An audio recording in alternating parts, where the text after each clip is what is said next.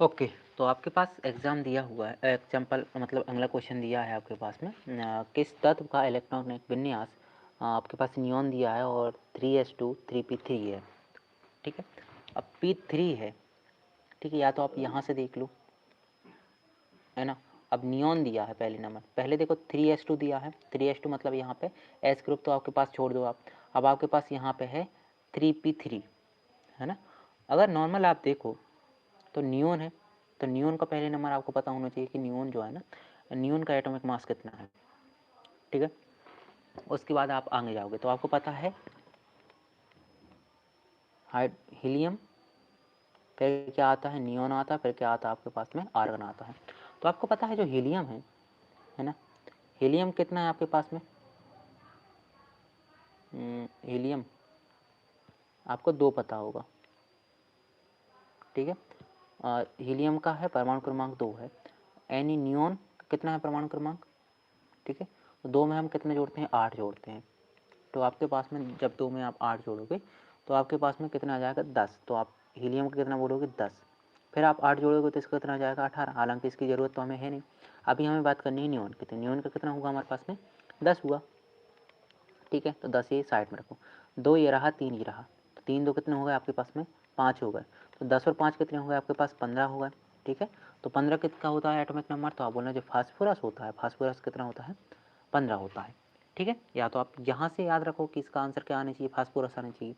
यहाँ पर दूसरी टेक्निक होती है कि आप डायरेक्ट में यहाँ से याद कर सकते हो कि आपके पास में कितना दिया है, P3 दिया है यहाँ पे, है ना, 3s2 3p3। आपको पता होनी चाहिए, जैसे एक हमारे पास ये रहा, यहाँ पे हमारे पास न्यूक्लियस नाभिक है, ये पहला कक्ष है ना, ये मान कर चलो पहला है, ये मान कर चलो हमारे पास में दूसरा है, और ये हमारे पास में कौन सा है, तीसरा है। ठीक है, अब आपको पता होनी चाहिए तीसरा कक्ष है ना, तीसरे वाले कक्ष में हमारे पास में 3 है, ऐसे अगर नाम दे दो, ये K L M। अब n में टोटल कितने इलेक्ट्रॉन भरा सकते हैं, तो आप बोलोगे 2n² के फॉर्मूला से देखें तो 2 ये रहा, और n का मतलब 3 ले रहा, 3 तिरका 9, 9 दूनी 18 हमारे पास यहाँ पे टोटल इलेक्ट्रॉन भर जाने चाहिए। ठीक है, तब हम मानेंगे कि हमारे पास में टोटल 18 इलेक्ट्रॉन m में भरेंगे। और यहाँ पे हम क्या देख रहे हैं, P3 है, और P की जो है ना मैक्सिमम पावर होती है 6, मतलब 3 की कमी है। तो यहाँ से आप डायरेक्ट मान सकते थे 18 में से आप 3 घटा दो, मतलब 15 है ना। 15 किसका होता है, फास्फोरस का होता है।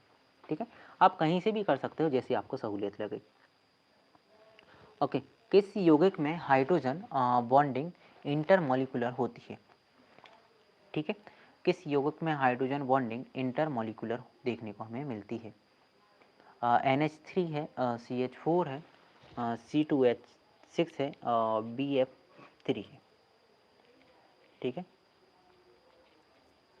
बताइए। तो इंटरमॉलिक्यूलर की बात करते हैं, और हमें इंटरमॉलिक्यूलर कहाँ देखने को मिलता है, जो NH3 है, यहाँ पे हमें इंटरमॉलिक्यूलर देखने को मिलती है। याद रखना जो हाइड्रोजन बॉन्ड है ना, वो एक विशेष प्रकार का द्विध्रुव ध्रुव आकर्षण है। ठीक है, अब याद रखना जो हाइड्रोजन बॉन्ड की बात करते हैं, ये केवल हमें 3 चीज़ों में देखने को मिलेगा। जब कभी एक नाम याद रखना, फोन, एक नाम क्या रखोगे याद, फोन।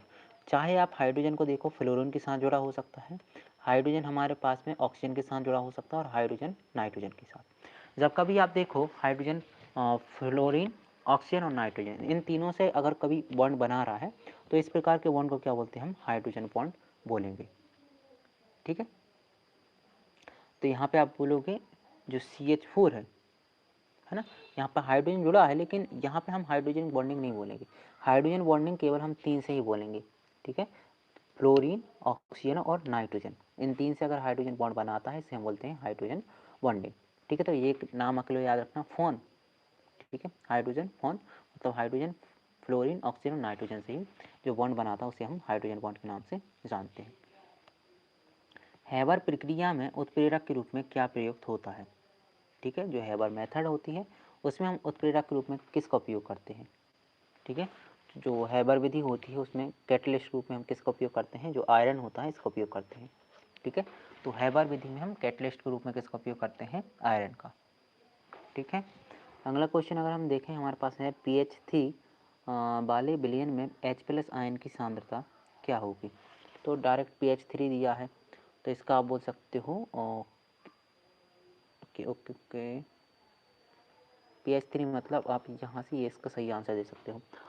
तो देखो ऐसे भी बोल सकते हो कि आपके पास में फॉर्मूला क्या होता है, -log 10 होता है ना। अगर हम यहाँ पे pH की वैल्यू यहाँ पे 3 रखोगे, ठीक है, अगर 10 की पावर -3 रखोगे आप, मान के चलो 10 की पावर -3 रख रहे हो, तो यहाँ माइनस, यहाँ पे जाए तो माइनस माइनस प्लस होता और 3 आता, और log 10 की वैल्यू कितनी होती है, 1 होती है, इसलिए यहाँ पे 3 आंसर आ रहा था इसका, है ना। तो हम डायरेक्ट बोल सकते हैं कि जो 3 है ना, 3 को कन्वर्ट कर देंगे 10 की पावर -3 में, ठीक है। अगला क्वेश्चन हमारे पास दिया है, किस प्रकार की अभिक्रिया में दो पदार्थ मिलकर एक नया यौग बनाते हैं। Decomposition, combination, displacement, redox. अब जो डिकम्पोजिशन रिएक्शन होती है, यहाँ पे क्या देखते हैं, हमारे पास एक यौगिक होता है, वो टूटकर 2 या फिर 3 यौगिक में बदल जाता है। कॉम्बिनेशन रिएक्शन में क्या होता है, हमारे पास 2 या 3 यौगिक होते हैं या कंपाउंड होते हैं, वो मिलकर क्या बनाते हैं, एक कंपाउंड। तो हमारे पास क्या है, 2 पदार्थ मिलकर एक पदार्थ बना रहे थे या फिर यौगिक बना रहे थे, तो हम क्या बोलेंगे, यहाँ पे कॉम्बिनेशन रिएक्शन हमें देखने को मिल जाएगी, ठीक है। तो यही सही आंसर होगा। डिस्प्लेसमेंट रिएक्शन क्या होती है, जहाँ पे क्या होता है, एक्सचेंज होता है। यहाँ पे एक्सचेंज नहीं हुआ, डिस्प्लेसमेंट में केवल छीना झपटी होगी, और जो डबल डिस्प्लेसमेंट होती है, डिस्प्लेसमेंट होती है, वहाँ पे एक्सचेंज होता है। जैसे आपने देखा होगा, यहाँ पे मान के चलो कि हमारे पास सोडियम है, और यहाँ पे हमारे पास मान के चलो कि FeO है, ठीक है। अब यहाँ पे सोडियम ज़्यादा ताकतवर है और आयरन इससे थोड़ा कम है, तो क्या करें, सोडियम है ना, इसके O को लेकर चला जाएगा, तो हम देखते हैं NaO बनेगा हमारे पास में, और यहाँ बनेगा Fe। तो ऐसी कहीं पे भी रिएक्शन देखो कि एक अकेला था और बाद में हम देख रहे हैं वो डबल हो गया दूसरे के छीन कर, तो उसे हम बोलते हैं डिस्प्लेसमेंट रिएक्शन, यानी विस्थापन अभिक्रिया, ठीक है। रेडॉक्स अभिक्रिया में क्या होता है, यहाँ पे हम देखते हैं ऑक्सीजन स्टेज को, है ना, जो ऑक्सीकरण संख्या में अगर परिवर्तन देखने को मिलता है, तो वहाँ पर रेडॉक्स अभिक्रिया होती है। कौन सी गैस नेचुरल ऑक्साइड है, SO2, CO2, CO या फिर NO2, ठीक है। नेचुरल मतलब क्या है, हमारे पास में प्रकृति से पहले से हमें प्राप्त हो, ठीक है, उसे हम बोलते हैं नेचुरल गैस। अब कौन सी हमारे पास में नेचुरल गैस है, वो आपको बताना है। नेचुरल ऑक्साइड है ना, तो नेचुरल ऑक्साइड हमारे पास में होता है CO, सॉरी, ओके, नेचुरल नहीं लिखा है, ये न्यूट्रल लिखा है ना। अभी हम नेचुरल पढ़ रहे थे, हालांकि नेचुरल में आ जाते तो ये सभी नेचुरल ही तो पाए जाते हैं, इन्होंने बोला न्यूट्रल, ध्यान से पढ़ो क्या बोला इन्होंने, न्यूट्रल बोला है। न्यूट्रल का मतलब होता है ना तो अम्लीय हो और ना ही क्षारीय हो, ठीक है, उदासीन प्रकृति का हो, ठीक है। अगर हम बात करें यहाँ पे SO2 की, तो ये हमारे पास में एसिडिक प्रकृति का, मतलब अम्लीय है। CO2 भी अम्लीय है, ठीक है, NO2 भी अम्लीय है, एसिडिक प्रकृति है। जबकि जो CO है, कार्बन मोनोऑक्साइड, ये क्या हमारे पास में उदासीन प्रकृति का है, ठीक है। यही हमसे पूछा गया था, न्यूट्रल ऑक्साइड के बारे में पूछी गई थी, और जो कार्बन मोनोऑक्साइड है, क्या हमारे पास में न्यूट्रल ऑक्साइड है, ठीक है ना। मोस्टली हम देखते हैं जहाँ पे हमें जो ऑक्सीजन की संख्या 2 या फिर 2 से ज़्यादा मिलती है, तो वो मोस्टली केस में हमारे पास में अम्लीय प्रकृति का ही देखने को मिलेगा, ठीक है। लेकिन 2 से मिल रही, जैसे यहाँ पे CO में मिल रही है, तो ये क्या है, न्यूट्रल है। ओके, अगला है, किस अवस्था में एंट्रोपी सबसे अधिक होती है, ठीक है, ठोस, द्रव, गैस या फिर प्लाज्मा। एंट्रोपी किसे बोलते हैं, तो आप बोलना कि क्या होता है, रैंडमनेस, ठीक है। जहाँ पे हमें रैंडमनेस ज़्यादा मिलेगी, वहाँ पे क्या हमारे पास में एंट्रोपी हाई होगी, मतलब पदार्थ की विभिन्न अवस्था में कणों की गति की स्वतंत्रता अलग अलग है कहीं पे, है ना। तो सबसे ज़्यादा रैंडमनेस हमें कहाँ पे देखने को मिलती है, सबसे ज़्यादा हमें देखने को मिलती है रैंडमनेस गैस में, ठीक है। तो सीधी बात है, जहाँ पे अणु इधर उधर ज़्यादा घूमते हैं, ज़्यादा एक दूसरी जगह पे जा सकते हैं, ठीक है, तो रैंडमनेस वहाँ पे ज़्यादा होगी, और रैंडमनेस डायरेक्ट प्रोपोर्शनल होती है एंट्रोपी के, ठीक है। जहाँ रैंडमनेस ज़्यादा होगी, वहाँ पे एंट्रोपी ज़्यादा देखने को हमें मिलेगी। सबसे कम एंट्रोपी कहाँ देखने को मिलेगी, सबसे कम देखने को मिलेगी ठोस में।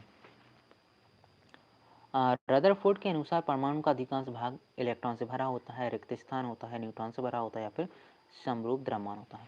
तो इन्होंने क्या बोला था, जो अधिकांश होता है ना परमाणु का भार, वो हमें रिक्त देखने को मिला है, ठीक है। जितना भी भार था इतना पूरा हमें कहाँ पे देखने को मिला है, केंद्र में देखने को मिला है, तो आप क्या बोलोगे, अधिकांश भाग रिक्त था। किस धातु पर पारा अमलगम बनाता है, आयरन, एल्यूमिनियम, सोडियम, या फिर आपके पास में दिया है AU का मतलब गोल्ड,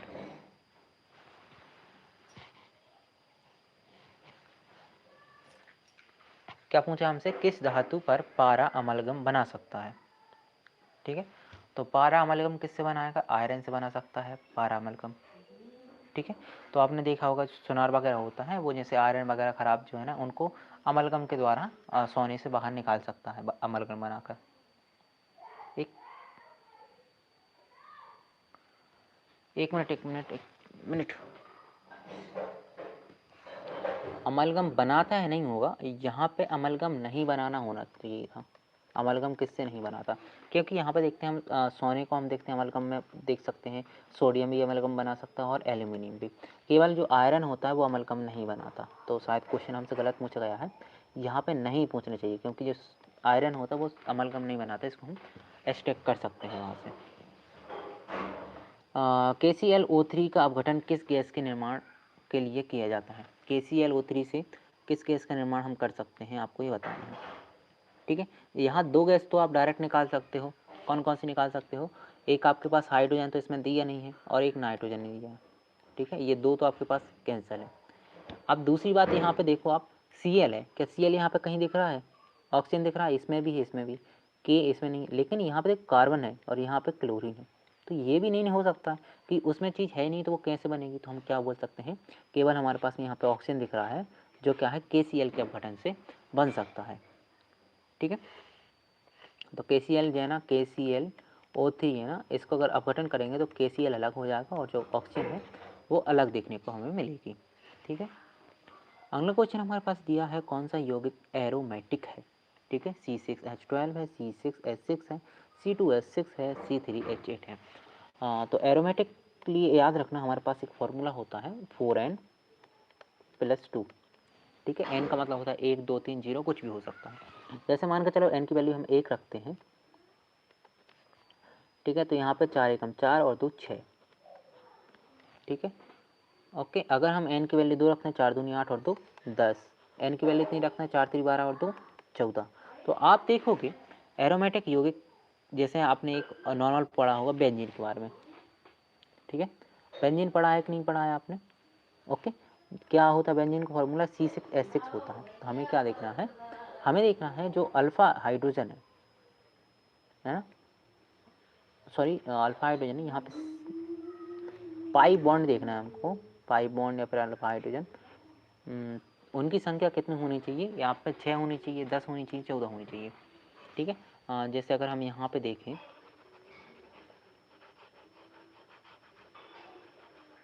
पाई इलेक्ट्रॉन की संख्या देखनी है हमें। जैसे बेंजीन की हम बात करें तो बेंजीन का आपने कुछ इस प्रकार से स्ट्रक्चर देखा होगा, एक यहाँ पे, एक यहाँ पे, एक यहाँ पे, एक यहाँ पे, यहाँ पे एक कार्बन ये रहा, एक ये, एक ये, एक ये, एक मान के चलो एक यहाँ, यहाँ और यहाँ। ठीक है, यहाँ पे क्या होता है, जो डबल बॉन्ड्स जुड़े होते हैं इन्हें हम बोलते हैं पाई इलेक्ट्रॉन। ठीक है, तो एक इलेक्ट्रॉन ये रहा, एक ये रहा, 2 हो गए, एक ये रहा, एक रहा, 3 हो गए, एक ये रहा, एक रहा, 4 हो गए, नहीं गलत बोल दिया, 1 2 3 4 5 6, 6 हो गए ना। तो चाहे हम 6 इलेक्ट्रॉन देखें तब भी हमारे पास एरोमेटिक है, 10 इलेक्ट्रॉन देखते हैं हमारे पास क्या एरोमेटिक होता है, 14 इलेक्ट्रॉन मतलब एरोमेटिक है। ठीक है, अगर हम देखते हैं कि हमारे पास जो H है ना, H की संख्या आप 6 देख लो, 10 देख लो, 14 देख लो, तो वहाँ पे क्या देखने को मिलेगा हमें, एरोमेटिक यौगिक देखने को मिलेगा। जैसे C6H6 क्या हमारे पास में एरोमेटिक यौगिक है।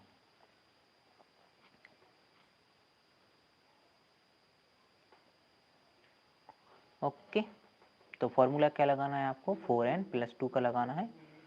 n की वैल्यू कुछ भी हो सकती है, 0 हो सकती है, 1 हो सकती है, 2 हो सकती है। किस तत्व की विद्युत ऋणात्मकता सबसे अधिक होती है, ऑक्सीजन, फ्लोरीन, क्लोरीन या फिर नाइट्रोजन। विद्युत ऋणात्मक का मतलब सहजधारी के जो इलेक्ट्रॉन है अपनी ओर खींचने की क्षमता, वो किस में ज़्यादा होती है, फ्लोरीन में। वहीं पे हम बात करें क्लोरीन की, तो इसमें विद्युत ऋणात्मकता सर्वाधिक नहीं होती है, इसमें होती है इलेक्ट्रॉन एंथैल्पी, इलेक्ट्रॉन लब्धि एंथैल्पी। एंथैल्पी मतलब क्या है, इलेक्ट्रॉन को अपनी ओर खींचने की क्षमता। देखो एक इलेक्ट्रॉन को खींचने की क्षमता किसके पास सबसे अधिक होती है, इलेक्ट्रॉन के पास, और 2 इलेक्ट्रॉन को अपनी ओर खींचने की क्षमता किससे अधिक होती है, फ्लोरीन के पास। ठीक है, 2 इलेक्ट्रॉन को खींच रहे हैं तो उसे विद्युत ऋणात्मकता कहते हैं, और 1 इलेक्ट्रॉन को अपनी ओर खींच रहा है तो उसे इलेक्ट्रॉन लब्धि एंथैल्पी कहते हैं। ठीक है, लिथियम, सोडियम, पोटेशियम आदि धातुएं किस परिवार के सदस्य हैं। एल्कलाइन अर्थ मेटल और नॉवल गैसेस एल्कली मेटल या फिर ट्रांजिशन मेटल। और देखो लिथियम, सोडियम और पोटेशियम 3, 11 और 19 है ना, ये सभी किस में आती हैं हमारे पास में, ग्रुप फर्स्ट में आती है हमारे पास में, फर्स्ट ग्रुप जो है, ठीक है। और फर्स्ट ग्रुप का नाम हमारे पास में है एल्कली मेटल, ठीक है। Alkali earth metal second group है, और नॉवल गैस हमारे पास में 18 ग्रुप है, और ट्रांजिशन मेटल हमारे पास जितना डी ब्लॉक है वो सभी ट्रांजिशन में आएगा। किस अम्ल का उपयोग सोने को घोलने में किया जाता है, ठीक है। सोने को घोलने के लिए हम किसका उपयोग करते हैं, H2SO4, HNO3, एक्वा रेजिया या फिर HCl। तो याद रखना NO3 और HCl ये दोनों का उपयोग करते हैं, और इन दोनों का जो मिश्रण होता है उसका नाम होता है हमारे पास में एक्वा रेजिया, ठीक है।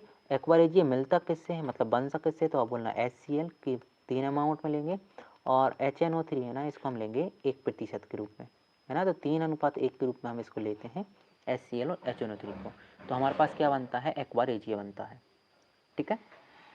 तो जो एक्वा रेजिया होता है इससे क्या है, हमारे पास जो सोना है उसमें ये घुल सकता है, ओके। आयरन जो है ना Fe2+ में परिवर्तित हो गया, ये किसका उदाहरण होगा, रिडक्शन का, ऑक्सीडेशन का, न्यूट्रलाइजेशन का या फिर पॉलीमराइजेशन का। अब याद रखना क्या हुआ यहाँ पे आयरन की पहले हमारे पास में ऑक्सीडेशन स्टेट मतलब ऑक्सीकरण संख्या थे 0, और अब ऑक्सीकरण संख्या हो गई +2, है ना। क्या है यहाँ पे ऑक्सीकरण संख्या बढ़ रही है, तो जब ऑक्सीकरण संख्या बढ़ती है तो उसका नाम क्या होता है, ऑक्सीडेशन रिएक्शन, ठीक है। वहीं पे अगर हमारे पास इसका उल्टा होता है, अगर यहाँ पे Fe2+ होता है और Fe2+ से हम Fe में कन्वर्ट करते हैं तो क्या होता है, 2 से 0 जा रहे हैं, तो इसे हम बोलते हैं रिडक्शन रिएक्शन, ठीक है। लेकिन अभी क्या देख रहे हैं, 0 से 2 जा रहे हैं, तो इसे हम बोलेंगे ऑक्सीडेशन रिएक्शन। उदासीनीकरण विलयन में pH होता है, अभी बात की थी उदासीनीकरण में कितना होता है, pH 7 होता है। किस गैस को लाफिंग गैस कहते हैं, नाइट्रस ऑक्साइड जो होती है उसे लाफिंग गैस कहते हैं, और नाइट्रस ऑक्साइड का फॉर्मूला होता है N2O, ठीक है। ओके, बियर लैम्बर्ट नियम, बियर लैम्बर्ट नियम किससे संबंधित है, ताप, दाब, प्रकाश, अवशोषण या फिर ऊष्मा चालकता। तो जो है ना बियर लैम्बर्ट नियम है ना, प्रकाश अवशोषण से संबंधित नियम है हमारे पास में, ठीक है। जो क्या बताता है कि एक सामग्री द्वारा प्रकाश का अवशोषण प्रकाश पथ की लंबाई और अवशोषित प्रजाति की सांद्रता के सीधे समानुपाती होता है। क्या क्या, अवशोषण जो है ना प्रकाश पथ की लंबाई और अवशोषित प्रजाति की सांद्रता के समानुपाती होगा, ठीक है। और जो अवशोषित हो रहा है, चीज जो कर रहा है उसकी सांद्रता क्या है। Na2CO3 को किस नाम से जाना जाता है, baking soda, caustic soda, washing soda, bleaching powder. तो Na2CO, देखो बेकिंग सोडा की बात करें मतलब खाना बनाने वाला, खाना खाने वाला, तो इसका फॉर्मूला होता है NaHCO3, ठीक है। कास्टिक सोडा का फॉर्मूला होता है हमारे पास में NaOH, ठीक है। और वॉशिंग सोडा का फॉर्मूला होता है Na2CO3 जो हमारे पास दिया हुआ है, ठीक है। तो सही आंसर यही होगा। भाई हम ब्लीचिंग पाउडर की बात करें तो पहले अलग था, लेकिन अब इसका फॉर्मूला हो गया है CaOCl का होल ट्वाइस, ठीक है। 1 मोल गैस का आयतन कितना होता है, तो 1 मोल गैस का आयतन होता है 22.4 लीटर, बहुत अच्छे से याद रख लेना। 1 मोल गैस मतलब 22.4 लीटर। कौन सा यौगिक वीक एसिड है, HCl, H2SO4, HNO3, CH3, COOH, ठीक है। तो देख लेना जितने भी हमारे पास वीक एसिड होंगे वो नेचुरल होंगे, और नेचुरल है मतलब क्या है, उनके पास क्या है, हमारे पास में कार्बन पाया जा रहा होगा, ठीक है। तो यहाँ पे देखें तो ये हमारे पास लेबोरेटरी में बनाया जा सकता है, ये भी लेबोरेटरी है, ये भी लेबोरेटरी है। तो हमारे पास जो CH3 है ना, यहाँ पे कार्बन पाया जा रहा है, जितनी अधिक मात्रा में कार्बन पाए जाएंगे उतना ही हमारे पास में वीक एसिड होता है, ठीक है। तो सबसे वीक एसिड कौन सा माना जाएगा, एसिटिक एसिड, जिसका फॉर्मूला होता है CH3COOH, ठीक है। और वैसे अगर हम देखें कौन सा वीक होगा कौन सा स्ट्रॉन्ग होगा, ये बात करता है कि जो डिजोल्व हो जाए, है ना, जो अपने आयन कम्प्लीटली दे दे वो प्रबल होता है, ठीक है। स्ट्रांग होता है और जो आयन अच्छे से एक्सट्रैक्ट नहीं करे उसे बोलते हैं हम वीक एसिड। ठीक है, तो जो CH3COH है ना, कम आयन देता है, H+ आयन देता है, इसलिए वीक एसिड की कैटेगरी में से रखा जाता है। कौन सा पॉलीमर फाइबर है? लाइनोन 6 PVC bakelite glass. Polymeric fibre. ठीक है, पॉलीमेरिक फाइबर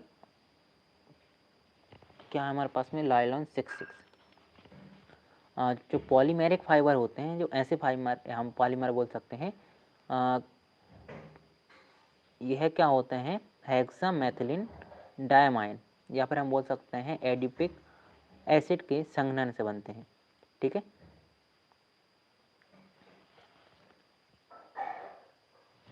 और दूसरी बात देखो, PVC है, बेकेलाइट है और ग्लास है, ये बात अभी छोड़ देना। अभी पॉलीमेरिक फाइबर की बात करें तो लाइलॉन 6 की बात हो रही है। ठीक है, लाइलॉन 6 पॉलीमेरिक है। साबुन का pH लगभग कितना होता है? अब देखो ना, साबुन जो है ना, ये थोड़ा क्षारीय होता है। अब क्षारीय होता है तो मतलब pH आप इसका अंदाजा लगा सकते हो, है ना। क्षारीय मतलब क्या है? इसका pH है ना 7 से ज़्यादा होना चाहिए। ठीक है, तो हम क्या बोलेंगे, जो साबुन होता है इसका pH क्या होता है? 7 से ज़्यादा होता है। निम्न में से कौन सा एंडोथर्मिक है? एंडोथर्मिक का मतलब होता है जो ऊष्मा को ग्रहण कर रहा है। जलन, दहन, NH4Cl का पानी में घुलना, H2+Cl से HCl का बनना।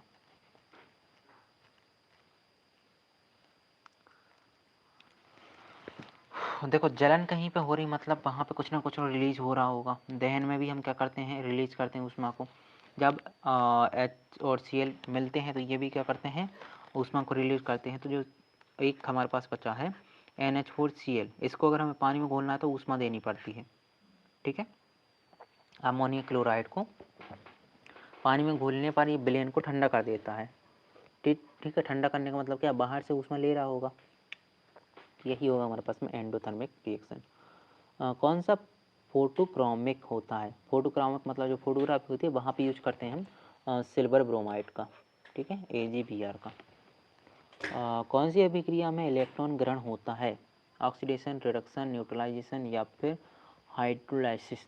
देखो, अभी हमने देखा था, क्या देखा था हमने? जैसा हमने देखा था वहाँ पे आयरन ऐसे था और आयरन ऐसे बदल गया था। तो यहाँ पे क्या हो सकता है? प्लस का निशान कब आता है? और इसका नाम दे रहा था हम ऑक्सीडेशन। तो प्लस का निशान तब आता है जब कोई इलेक्ट्रॉन को डोनेट करता है। तो पहली बात तो यहाँ पे कंफर्म है कि यहाँ पे ऑक्सीडेशन रिएक्शन नहीं होगी। ठीक है, ऑक्सीडेशन नहीं होगी तो कौन सी होगी? तो बोल रहे हैं यहाँ पे रिडक्शन होगी, क्योंकि रिडक्शन में इलेक्ट्रॉन को लेते हैं और ऑक्सीडेशन में इलेक्ट्रॉन को देते हैं। तो आप क्या बोलोगे? रिडक्शन रिएक्शन में क्या है? हम इलेक्ट्रॉन को ग्रहण करते हैं। ठीक है, किस धातु का घनत्व सबसे कम होता है? Lithium, sodium, potassium, magnesium. सबसे कम घनत्व, है ना। तो याद रखना घनत्व के बारे में, जब भी हम पेरियोडिक टेबल जो हमारे पास में है, आवर्त सारणी है, उसमें ऊपर से नीचे जाते हैं तो घनत्व है ना, घनत्व बढ़ता है ना। तो याद रखना सबसे ऊपर कौन पाया जाता है? लिथियम। तो लिथियम का घनत्व इन सभी चारों में क्या है? सबसे कम देखने को मिलेगा। ठीक है, क्योंकि हम जब भी समूह में ऊपर से नीचे जाते हैं तो क्या होता है? घनत्व बढ़ता हुआ प्रतीत होता है, फिर बढ़ता ही है। ठीक है, हार्ड वाटर में फॉर्म क्यों बनता है? मैग्नीशियम कैल्शियम की उपस्थिति से, सोडियम की कमी से, CO2 की अधिकता से, या फिर 2,3+ की उपस्थिति। ठीक है, तो फॉर्म बनने का कारण क्या है? ये रहा, पहला ही कारण है। ग्रीन केमिस्ट्री का मुख्य उद्देश्य अधिक प्रदूषण, अधिक लागत, कम अपशिष्ट, अधिक ऊर्जा खर्च करना। ग्रीन केमिस्ट्री, तो ग्रीन केमिस्ट्री क्या है? कम से कम हम प्रदूषण अपशिष्ट पदार्थों का यूज करें, है ना। कम से कम हमारे पास अपशिष्ट पदार्थ हो, उस पर काम करती है। लास्ट क्वेश्चन हमारे पास में है, किसके उपयोग से pH मापा जा सकता है? Volt meter, pH meter, calorimeter या फिर पोलरीमीटर। तो pH मीटर ही तो है जो मापता है pH को। इसकी रेंज कितनी होती है? 0 से लेकर 14 तक। अगर 7 आता है तो हमारे पास उदासीन है। ठीक है, 7 से अगर हमारे पास में कम आता है